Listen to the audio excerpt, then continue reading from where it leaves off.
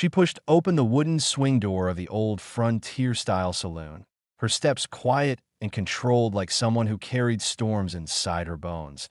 And as the warm, sharp smell of whiskey, cigar smoke, sweat, and spilled beer drifted into her senses, she scanned the room in a fraction of a second, taking note of every face, angle, exit route, and potential threat, because habit wasn't something she could turn off. Not after everything she had lived, trained, and survived through.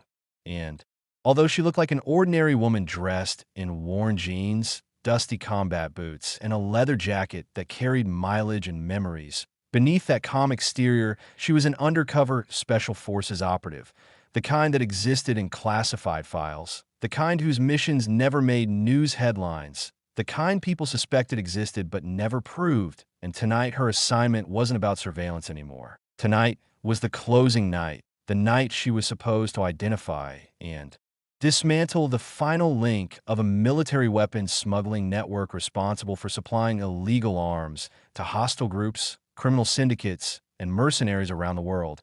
And that link was rumored to be somewhere inside this saloon, hidden in plain sight among bikers, off-duty soldiers, and civilians who had no idea that death and justice were quietly sitting at their tables. She didn't rush, didn't appear eager. Instead, she walked with the steadiness of someone who belonged everywhere and nowhere at once. And she took a seat in a dim corner booth that gave her full view of the room, without putting herself in the center of attention. Then casually placed her phone on the table, as if scrolling messages even though the device was recording audio, scanning signals, and collecting data silently. Her eyes shifted slowly, deliberately, catching details, tattoos, patches, military unit rings, posture, discipline, training scars. And then she saw them. A group of 6 Marines sitting at the bar, laughing loudly, drinking aggressively, bodies loose from alcohol but shoulders still trained and alert. Men who carried themselves like fighters even when intoxicated. And one among them stood out. Bigger, louder, angrier, with a jawline tightened from unresolved war ghosts and ego fueled by alcohol. And he was the one she had been warned about, though she pretended not to notice, sipping a glass of water because alcohol blurred lines and tonight she needed every line sharp. The loud Marine noticed her presence before the others did, his eyes narrowing as if a woman sitting alone in a bar was an invitation or a challenge. And with the confidence of someone who believed the world owed him something, he swaggered toward her table, the wooden floor creaking under his heavy boots. And when he reached her booth, he smirked like a man who mistook silence for weakness. He leaned in, too close, invading personal space, smelling of whiskey and arrogance, and spoke to her with the tone of someone who wasn't used to being ignored. But she didn't respond, didn't flinch, didn't reward him with attention. And that silence irritated him, fueled him, provoked him. Without permission, he grabbed her wrist, expecting resistance or fear, but she simply looked up at him with eyes colder than steel left in winter, and that stare alone should have warned him. But alcohol drowned instinct, so instead of backing away, he slapped her across the face. The sound echoed through the saloon like a gunshot. Conversations died mid-sentence. Music kept playing, but minds froze, and every eye turned toward the booth where the slap had landed. The Marine chuckled as if proud, as if he expected her to crumble, cry, or run, not knowing he had just laid a hand on a soldier who had survived war zones where men like him wouldn't last 5 minutes. Slowly, with terrifying calmness, she turned her head back to face him, not fast, not dramatic, just controlled, deliberate, deadly. And without warning, without rising from her seat, she struck. Her hand moved faster than his eyes could track, hitting a nerve beneath his jaw that shut down muscles and breath in a single precise motion.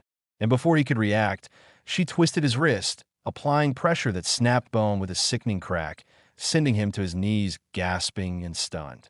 His friends jumped to intervene, military instinct overriding confusion.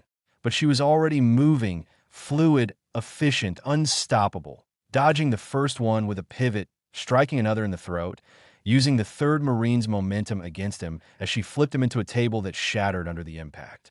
Glasses dropped, chairs scraped, people scrambled back, and the entire saloon watched as one woman dismantled trained Marines with movements so fast and clean, they looked choreographed. But they weren't. They were muscle memory from years of combat training meant for missions the world could never be told about. Within 20 seconds, all six were on the floor, disarmed, coughing, immobilized, glaring in equal parts shock and fear because they had fought enemies, soldiers, fighters, but never someone like her. She finally stood, slow and controlled, wiping blood from the corner of her lip where his slap had opened skin, but her expression remained emotionless. Not angry, not satisfied, just focused because the fight hadn't been personal. It had been necessity, and now the real mission began. She reached down and grabbed the first Marine, the one who slapped her, lifting him by his shirt collar with strength that didn't match her size, and whispered in his ear with the calm tone of someone whose words were command, not threat. The room remained frozen, unsure whether to interfere or step aside, and most chose silence because instinct warned them that interfering was a mistake. She dragged the Marine toward the far back hallway of the saloon, a place disguised as a storage area, but rumored to be where illegal deals were made. And as she forced him forward, he stopped resisting, not because he didn't want to fight, but because now that the alcohol haze had cracked, he finally recognized the way she moved, held herself, and spoke. He knew, not fully, not clearly, but enough to understand she wasn't a random woman. She pushed him through a metal door, revealing a hidden room with crates stacked against the wall, crates stamped with government inventory codes that should never have been outside military possession. And her jaw tightened, not with emotion, but mission confirmation. She shoved the Marine into a chair and secured his arms behind him with zip ties, then activated her encrypted communicator, murmuring a coded message confirming the target location, contraband inventory, and suspect identity. And in the distance, nearly silent at first, but growing louder, the sound of approaching enforcement units hummed through the night air. The Marine tried to speak, tried to explain, justify, or deny, but she didn't need his story. She already knew every detail of his involvement, from the first stolen shipment to the last encrypted offshore transfer, because she had spent months infiltrating his network while pretending to be invisible. When the heavy boots of military police thundered into the saloon, the patrons stepped aside like water parting around rock, and the arrested Marines were dragged out one by one, including the man who hit her, now pale and shaking as reality replaced ego. She handed over the encrypted flash drive she retrieved from the storage crates, nodded to the commanding officer, and walked past the stunned crowd as if nothing extraordinary had happened. And the moment she reached the door, someone finally whispered the truth, quiet, unsure, reverent. She's not just a woman, she's Special Forces. But she didn't turn back, didn't acknowledge it, because names and recognition meant nothing in her line of work.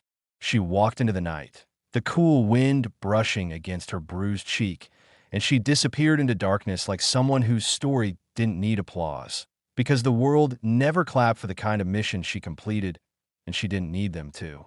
The only thing she needed was silence, duty, and the next objective, because somewhere, someone else believed they were untouchable, and she was already being assigned to prove them wrong.